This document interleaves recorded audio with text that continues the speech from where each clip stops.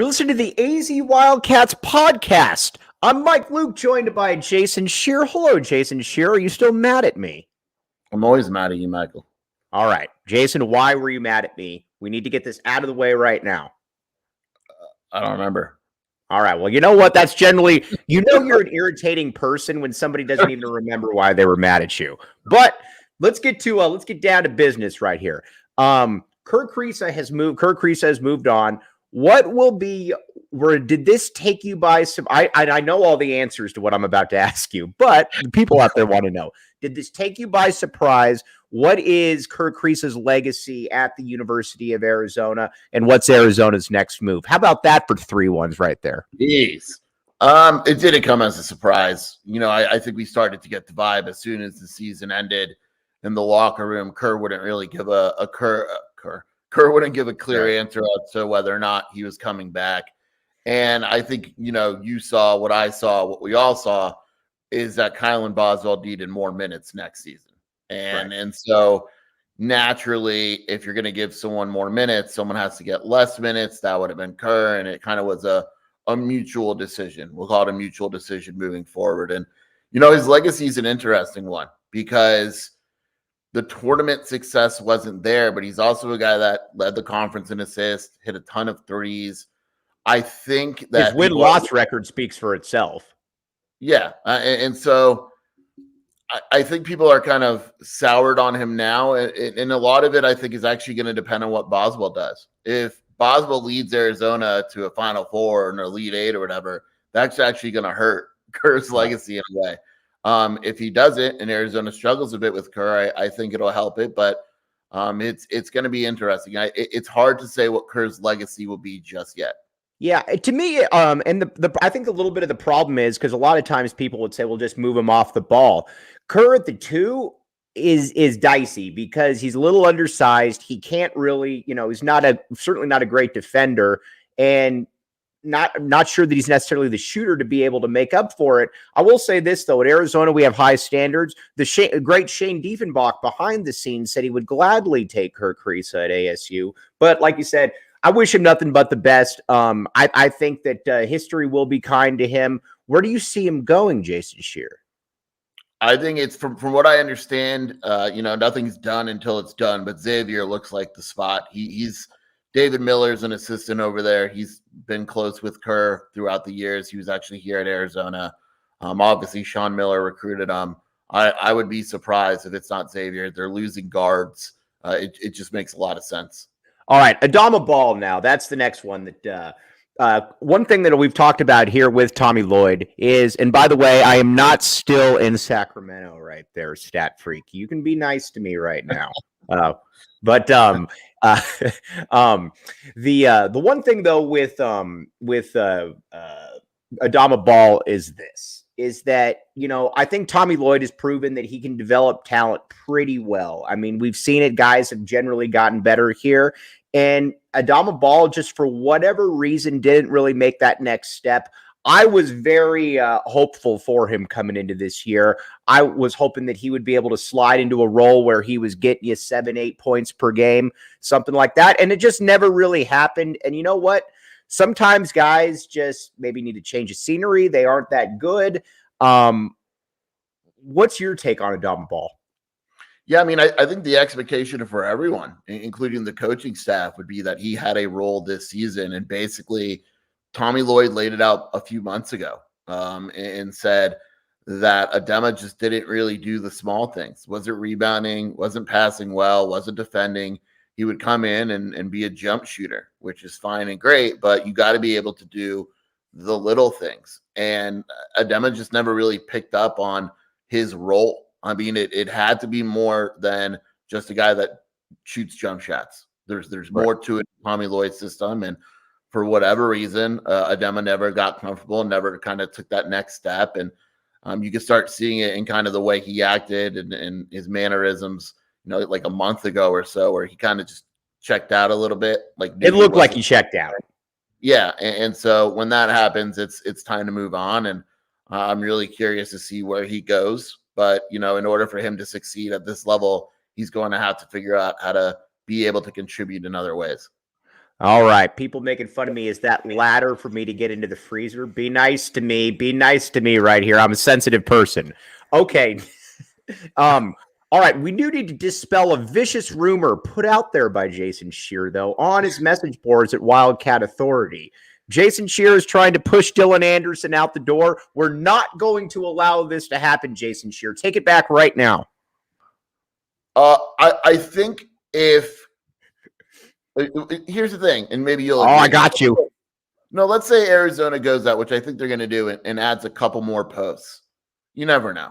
Right. And so I think Dylan Anderson is probably, he's not like transferring any minute, but I think how Arizona handles that post depth and what happens with Azuolas Tubelis could have some impact on his future. But right now he's on Arizona, and Mike has him signed to his agency. I was going to say, and an NIL. We need to get him an NIL right here. The two players in the state that deserve NILs above everybody else, Duke Brennan and Dylan Anderson. I think that we can both agree on that. All right, you and I are hearing the same thing on Azuolas Tubelis right here. And again, things can absolutely change. All this stuff is fluid, but I would be a little surprised if Zoo was back. I think you would be a little bit surprised if Zoo was back as well. In my opinion, I don't really view Zoo as an NBA player.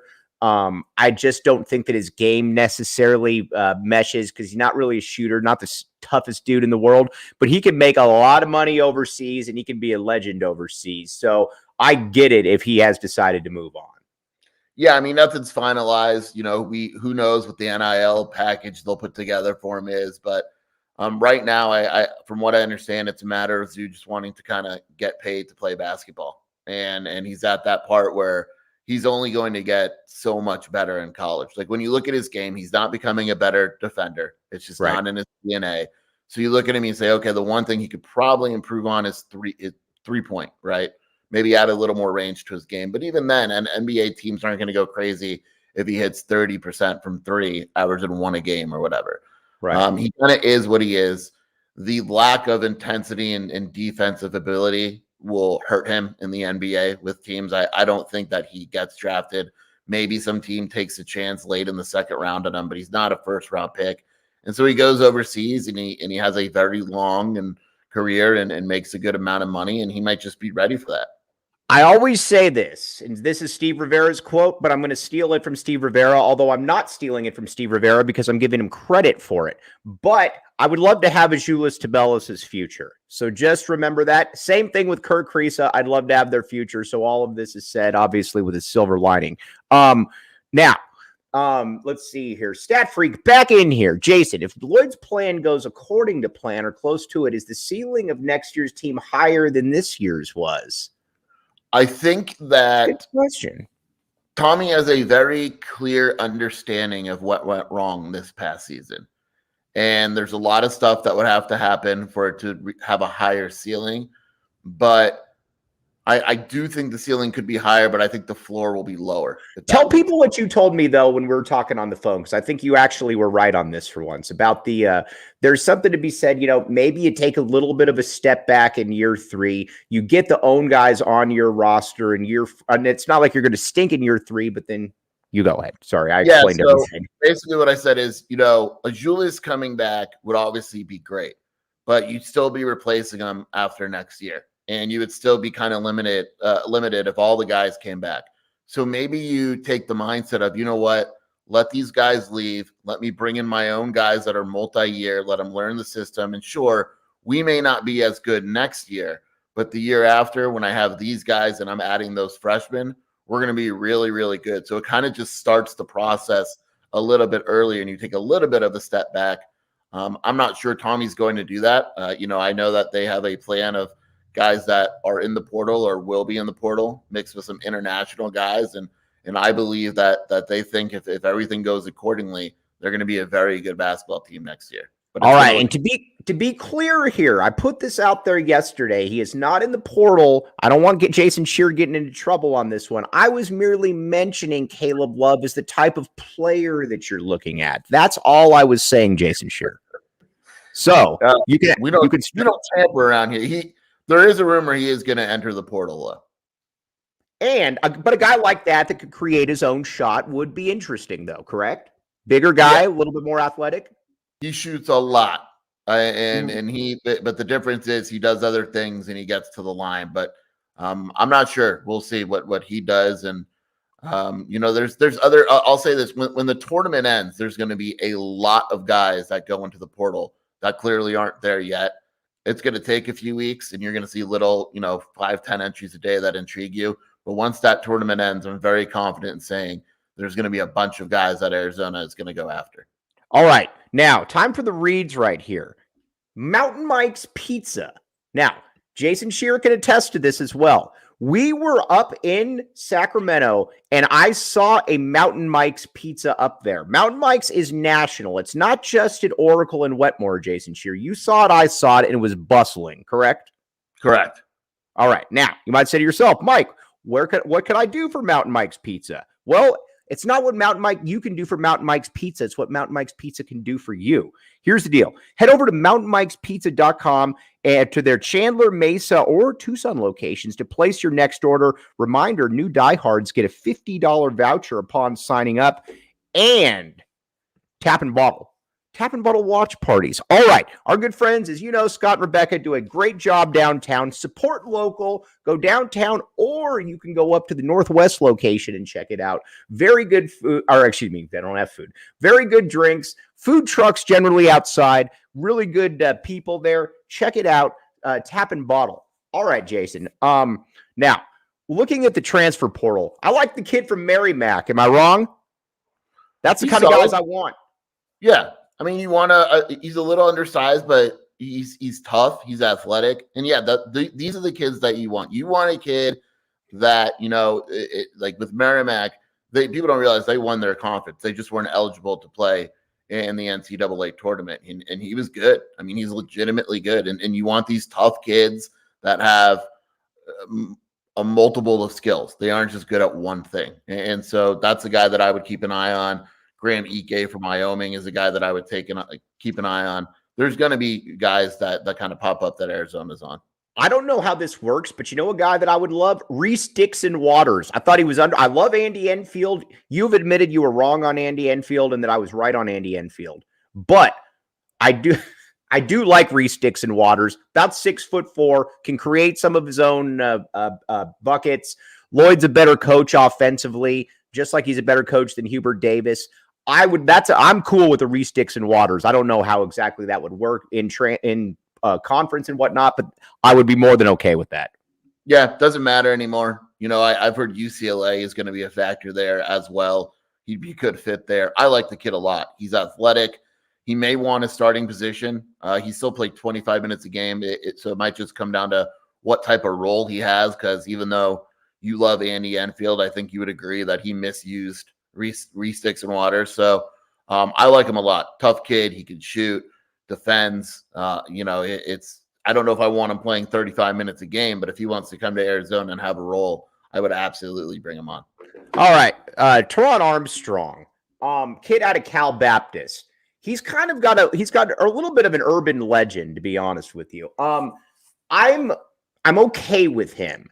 But my problem is when you're at Cal Baptist and you're averaging 11-5, I believe in the transfer portal for Arizona. I mean, if you're moving on from Kerr Kriisa, who essentially averaged 11-5 at Arizona, is Armstrong really that dude? I like Teron Armstrong a lot. I know you do. Here's the thing, though. His team was bad.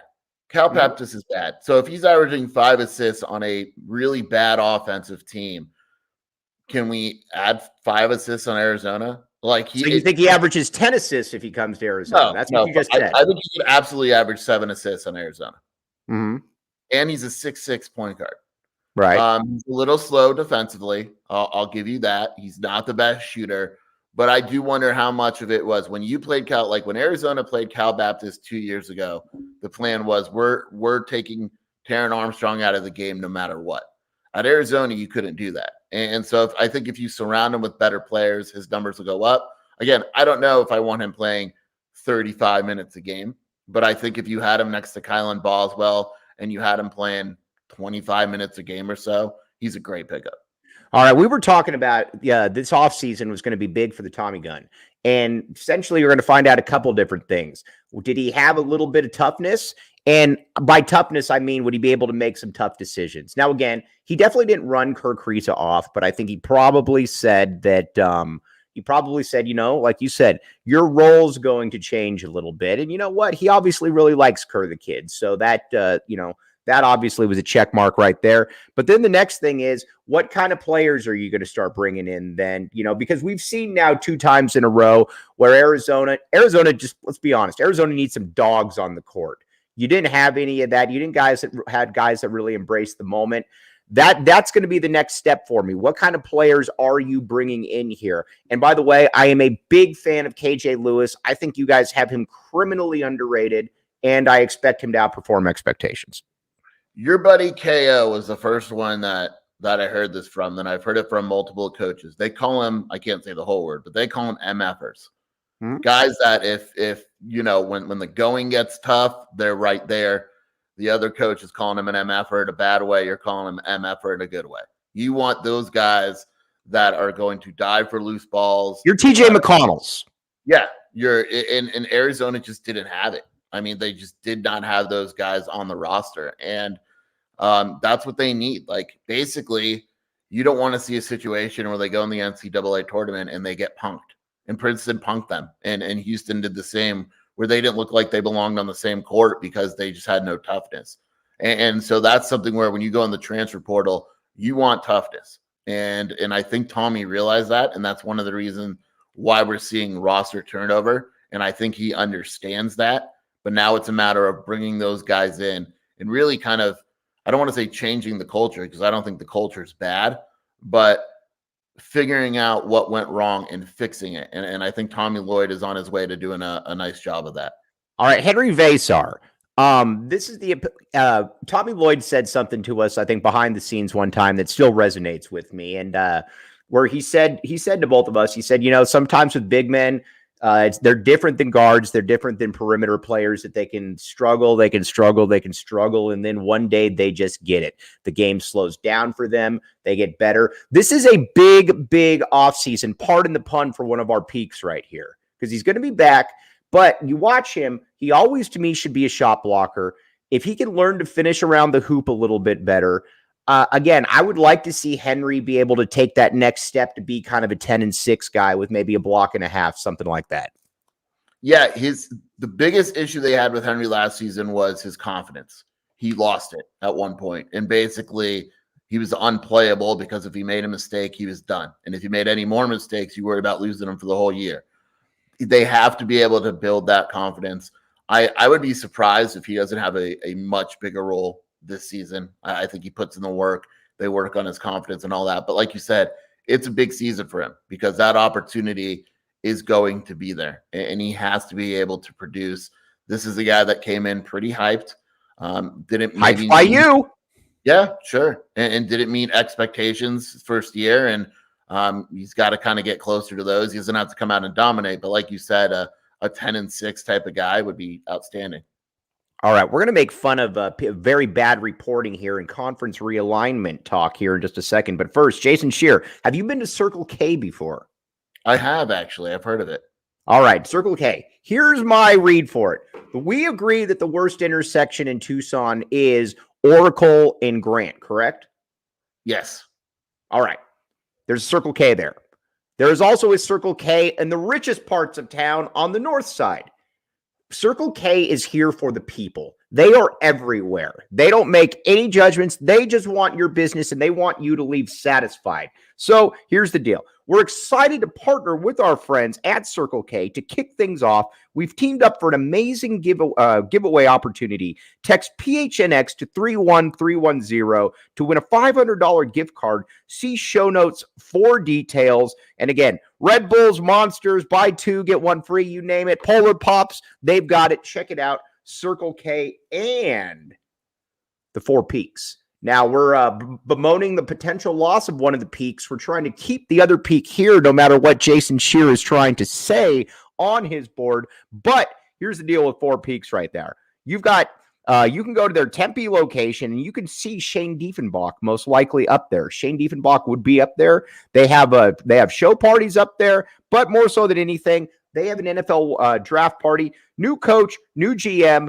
The Cardinals have the 3rd pick in the draft. It's a big opportunity for our team. The best place to take in this pivotal moment and the rest of the NFL draft on April 27th is at Four Peaks, 8th Street Pub. Must be 21 and up. Enjoy responsibly. All right. John Canzano, our guy, he's moved the dates back a billion different times right now. He said that past Tuesday was going to be a monumental showing. I can tell you for a fact it was not a monumental showing. The numbers are still not there.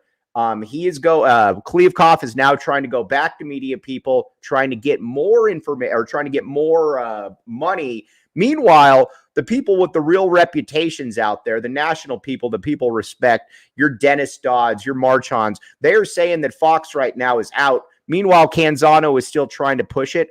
I side with the national media right there, Jason Scheer, and I side with what you are doing in the fight for truth. It's all semantics, too. Fox isn't at the table. What George is probably telling these guys is if Apple gets the rights to the conference, they'll license a few games out to Fox. That's not Fox being in the negotiation. That's Fox saying, sure, throw some cheap games at us once in a while. We'll take on 5 games this season. And so it's all semantics, and I'm sure John is like, oh, I heard Fox is right in there. They're not in there. They're not part of the negotiation. Maybe they get a game licensed once in a while, but the negotiations haven't changed.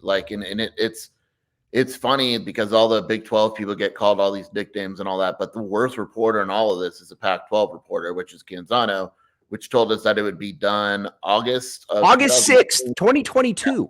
Yeah, come on now. I mean, come on, dude. And nobody saw that. And I keep saying this. And again, everybody out there knows Dave Hickey's my dude. Big fan of Dave Hickey. But this is a Bobby Robbins decision right here. And, quite frankly, it should be a Bobby Robbins decision. And what I keep coming back to is I am glad, and I know he's rubbed some people the wrong way being courtside and all that stuff, but I will tell you for a fact, I am glad that we have a president who is a sports nut and not Michael Crow running things. Sorry, Shane Diefenbach, who actually cares about sports and what's going on with the program. That to me gives me some ease because a lot of these presidents couldn't possibly care less about sports. Yeah. And we don't know what Robbins will do in terms of the numbers, and we kind of have an idea what he'll do, but he is very into sports. Like you could tell by his recent interviews and all that, he knows what he's doing when it comes to sports. He is very involved. And at the end of the day, if it is the best decision athletically and financially, he's going to make it. I actually, like you mentioned, it's good knowing that he's in charge compared to the other people who don't even know what a football or basketball is. Here's my ideal situation. Tell me if I'm being silly right here. Arizona and Colorado bounce to the Big 12. ASU stays here, and they basically form a Mountain West 2.0 along with Oregon State, Washington State, Cal, Stanford. That's what we need to have happen, Scheer. Leave these guys in the dust. Go on to greener pastures. Let them have fun back here. Man, that'd be funny. It'd be awesome. I'm curious to see how people would react, too, if Arizona and ASU split. You would be okay with it. I mean, I wouldn't care, but it would be fun. All right, so I just wanted to make sure we're on that. Nothing personal there, Shane, but you know what? We're a little bit above there. All right, speaking of which, Arizona football is here. I feel very, very bad. Daniel Gonzalez, we already talked about this. So you check it out earlier. All right. Arizona football is here. I have not made it to either practice. I do apologize. One time I was still sleeping in Sacramento. The other day, I was just lazy, but I will be there today, and I will be there Saturday. Lamont Lovett will be there Saturday, and Lamont Lovett will be coming on with us after the show to be able to talk about it. But you will not be there today. Why? Because of Muss? Yeah. We're going to get to Muss here in a second. I might show up late. I will see. We'll see. We got to watch the Muss bus. Dude, I was going to say, are you going to be there for sure? We'll see. I do. Muss. We're going to get to our predictions here in a second, though. But again, Muss. Well, before we get to football, quick question. If Muss makes the Final Four, okay, does he take his pants off?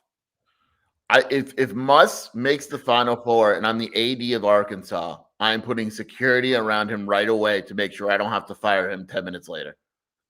I mean, seriously, you've got to do that, don't you? Yeah, no, I'm serious. God knows what he'll do if they make a Final Four. Right. So, all right. And we are all fans. Everybody out there, we need all of your support right here. We are all fans of Kansas State against Michigan State. We have to. Now, granted, I've always said that, oh, look at Shane hopping in here being silly.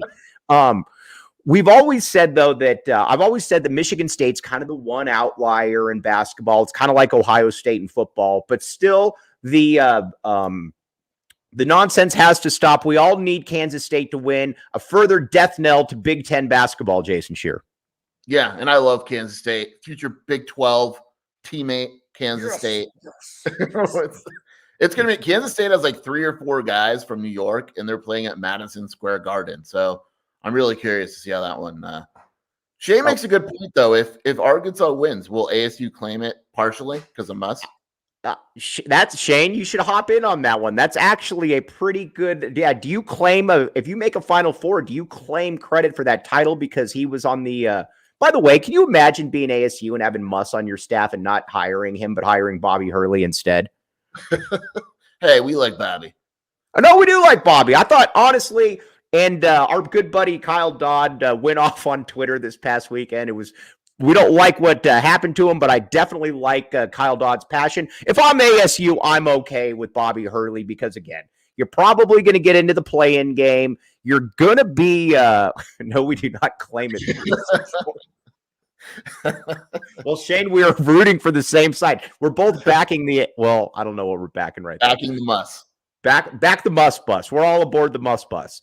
But what were we just talking about? Oh, yeah, Bobby Hurley. Listen. If you're ASU, you shouldn't have any basketball expectations. You don't really have any basketball expectations. He makes you fun. He makes you interesting. Sign him up, man.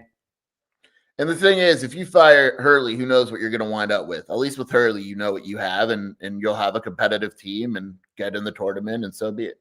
All right, and Nico Acola right here. We thinking Dylan Anderson stays. We talked a good deal about this. We were trying to dispel the rumor that Jason Scheer is trying to push out there. I hope he stays, as does Jason Scheer deep down. Correct, Jason? Yeah, I hope he stays for sure. We'll see what happens when Arizona adds players from the port and all that, but I hope he stays. Why not? Yeah, for sure. All right, now let's get to some Arizona football here because I have not been out there. But what have you seen, Jason Scheer, at Arizona football practice right now? And are we continuing to move in the right direction? Yeah, I think the 2 things stand out to me. The talent at wide receiver is awesome. I mean, Kevin Green, Jacob Cowing, Malachi Riley has been awesome. I don't know how they keep him off the field as a freshman. Devin Hyde, and so I'm not worried about losing Singer in that room. T-Mac, it looks like, has taken the next step. And I think the thing that has stood out the most is the increase in speed and athleticism at linebacker is noticeable within seconds. I mean, as soon as you see the defense playing, there's just a major, major increase in speed and athleticism with Humuli, Flo, and those guys. So I think the defense is going to be better. It looks faster than it was last year. Well, and see, that's the thing too, is that the defense this year, I believe, at least on paper, and again, I haven't been out there. I will be out there Saturday. You're right. I'm not going out there today. I'm watching this. But I will say that I think that Elite 8. What's that? What if Muss makes the Elite 8 on Saturday? Yeah, but hopefully it doesn't conflict with that time. I got to be there Saturday. Practice is early on Saturday. We're good. I got to be there. I got to be there Saturday. So Muss win, but we'll try to work it out after that. When it comes to the defense, though, I think for the first time in the Jedd Fisch tenure, you can say that at least on paper that you have something that should be a strength to your defense, and that a core, a unit that would probably be acceptable to about any school in the conference. We already know what Jacob Manu can do. You got Justin Flo in there, and then you got Leviticus Sua right there as well. That, to me, right there is something that Arizona has not had in the past, at least on paper, under Jedd Fisch. Yeah, and I mean, I'm not going to sit here and disguise, but like Jerry Roberts kind of was what he was, and it wasn't fast. Baby Ray Lewis. right? And That's so a you bet. take I mean, he merely had like 3 plays yesterday where he got to the running back like as soon as the ball was snapped, and it wasn't because of the offensive line. Justin Flo, as long as he learns the defense and plays within it, his physical attributes, he's a freak. Jacob Manu has gained weight, and he's going to gain a little more weight. He'll never grow in height, but he looks just as fast and stronger. Sua's not even on campus yet, and the expectations for him are high. They're going to be pretty solid at linebacker, and so the fact that they have a defensive unit, a position group that you can look at and say, okay, yeah, they can count on those guys. That goes a long way towards a successful defense. To me, the most important player on the defense in his progress is Deuce Davis. He's the one guy that I look at on the roster and say that from an athleticism, from an explosion perspective, he is the one guy that you look at and say, okay, if he develops right, if they use him right, he could maybe be in that 7-sack range. To me, he's the guy that they really need to emerge. I know he's small, he's still undersized, but he's the one that they need to have emerge. He is undersized.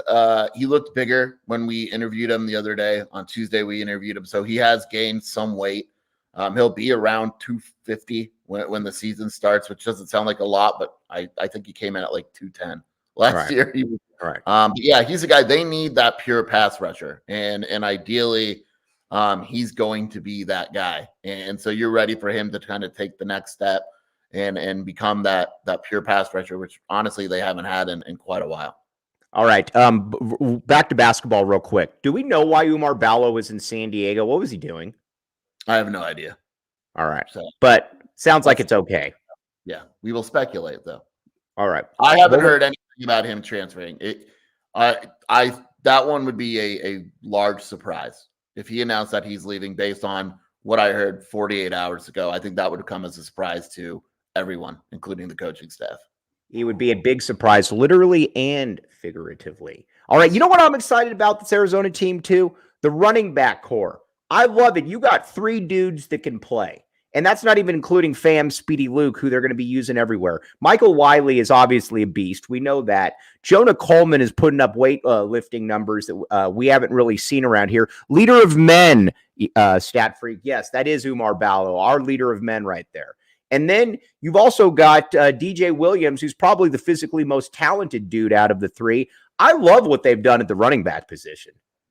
Yeah, I mean, Jonah Coleman, his lower body, he looks a lot. I'm not saying he's going to be this good, but he looks a lot like Maurice Jones-Drew in person, the way he's built.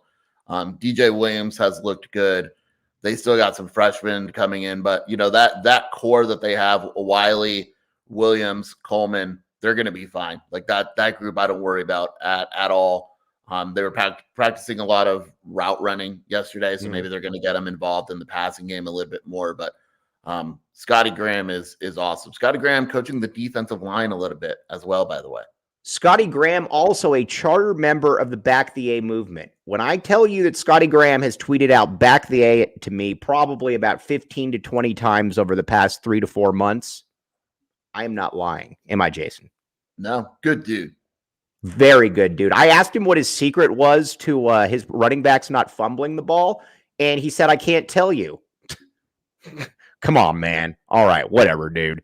Yeah, obviously you can't tell me. Now, let's talk. Now, I do want to say one area that does concern me a little bit, and they're fine at certain positions, is the offensive line. Because, again, you got Big Jonah in there. That's a first-round pick. You got Wendell Moe. I don't expect him to come off the field. Center's returning. But you've also got Jordan Morgan, who's out. And, again, he'll be about 8 months removed from ACL surgery. But it's that other tackle position, Jason, that worries me. Is Joe Bourgeon going to get that? Is Lange? Where are we at with that? Because that position does worry me a great deal. You know, Raymond Polito was at practice the other day, and he is already bigger than, I mean, he weighed in at he measured in at 6'7", 325 pounds before he even reached campus. If he's halfway decent, I can't see a way that he's not starting. I mean, he's a monster. The only issue is he's not arriving until the school year. That's what worries me. Or whatever. It's going to be Bourgeon or Lange. It depends on the status of Morgan. If Morgan can start the first game, or they could go and they still have scholarships, and they could go and say, you know what, Lange and Bourgeon aren't the answer. let's go and get in the transfer portal. So, I agree with you. If you were to ask me one position that kind of concerns me, it would be that right tackle spot. All right. Now let's just say that you're a little concerned about something and you're a little nervous, or you're like Jason Scheer and you have a hard time sleeping at night. OGs is here to help you out. Now, OGs is very good. It's hip with the kids and it's also hip with the older people for a variety of reasons. Now, here's the deal. You can get, it's official, OG's new strawberries and cream Happy Balance gummies are live and on the shelves. As always, you can find them at your local dispensary by checking out ogsbrands.com. Must be 21 up to enjoy. And the sleep edition. This is for people like Jason Scheer who can't sleep, who are up tweeting at 3:30 in the morning right there. These edition gummies are live and active, plus tons more. As always, you can find them at your local dispensaries by checking out OGs.com. Must be 21 and up. Shane Diefenbach and the kids out there also like OGs. It is a I almost said a substance for all seasons. How about that? All right, Scheer, I'm saying 7 wins for Arizona. I think the OU should be 6. I'm going 7 wins. What say you? Yeah, I'm with 7. That number is the one that makes the most sense to me. I think it's very doable. I think Arizona kind of has to make a bowl this season. I do. I agree with that. And you know what? We do expect them to be significantly better than ASU. Is this correct? Agreed. Yes. Right. And the thing about ASU, too, is that if they were smart, they would start the kid from Marana, but I don't think they're smart, so they're not going to start the kid from Marana, which gives us another reason to root against ASU. Yeah, I mean, I from what I understand, it's he's in there, but it's not guaranteed. They're having a real quarterback competition, but that would kind of suck if after all he did last season, if he doesn't win the job. You have a true leader of men there, and then you push him off for some newcomer. Get out. We don't like that. All right, now, game predictions for tonight. Who do you got? UConn, Arkansas. Are you going with the Muss? I'm not. I'm going with UConn. But it's going to be close. It's going to be a good game. If Muss wins this game, does he reach the Final Four? Who would they play? UCLA? Yes. I think there's a very good shot. All right. Normally, I back the pack. I back when it comes to this, but I will never back against ASU and UCLA. ASU for obvious reasons, and UCLA because they have a very odious fan base by and large. I am rooting for Gonzaga, and I hope Gonzaga wins. Yeah. Making sure. Kansas State, Michigan State. Who you got? I actually have Kansas State. I think I think they're more athletic. I like their guards a lot. They're playing at New York. They're gonna have a nice fan base there. Guys are from New York. I like K-State. Kobe Thiel made a great point. The only UCLA fan we like is Carlos, the Pac-12 observer. I like Carlos. Yes, he grows on you after a while. He had a funny tweet yesterday that said, "What's Arizona basketball going to do? Adama Bal's gone." It was like, be nice, but it's still kind of funny. And then you got Tennessee, FAU. I couldn't possibly care less about this game. No, I don't care at all. I could see Tennessee losing. I think they win, but FAU is fun to watch. This is the game that I wish was going on during Arizona practice instead of Muss. Yeah, it's a pain in the butt because Muss is during practice, and then with interviews and all that, you kind of miss the beginning of UCLA Gonzaga. All right, before we hop off here, Shane Diefenbach, join onto the stream, Shane Diefenbach. You're not sitting in a hotel room. You can join the stream for real quick. Come on, Shane. Hop in here. We're adding Shane to the stream right here. I'm in an office with multiple people. I can't talk. I can't talk right now. What do you want? All right, fine. We just wanted people to see. This is the great Shane Diefenbach. He's an ASU guy, but he backs the A. All right, thanks, Shane. All right. On that note, that's my ADHD kicking in right there. But for Jason, oh, by the way, Scheer, where can they find you causing problems on Twitter? Where can they find the website? Any good deals going on? What's up? At Jason Scheer on Twitter, wildcatauthority.com. No deals. We just had one, but we'll have another one coming up here soon. The deal is in of itself Wildcat Authority right there. Yeah, the deal is that you don't have to get shocked when guys transfer because we're already telling you on the message board days in advance so you can brace yourself. Days in advance, brace yourself, and you can see how many times I get downvoted throughout the day. Yes. By the way, I was surprised a little bit by the quickness and the viciousness with the downvotes. Long story short, there's a thread up there. where it says Tabellis is most likely leaving, and everybody's panicking. And then I put in there, I said, don't worry, this is good news for Dylan. It was immediately shot down, Scheer. Yeah, that was bad timing. Timing is everything, Mike. You don't have it. Yeah. You don't have it with airplanes. You don't have it with players. All right. Well, you know what? That's who I am. But for Jason Scheer, the great Shane Diefenbach, I am Mike Luke. You have been listening to the AZ Wildcats podcast.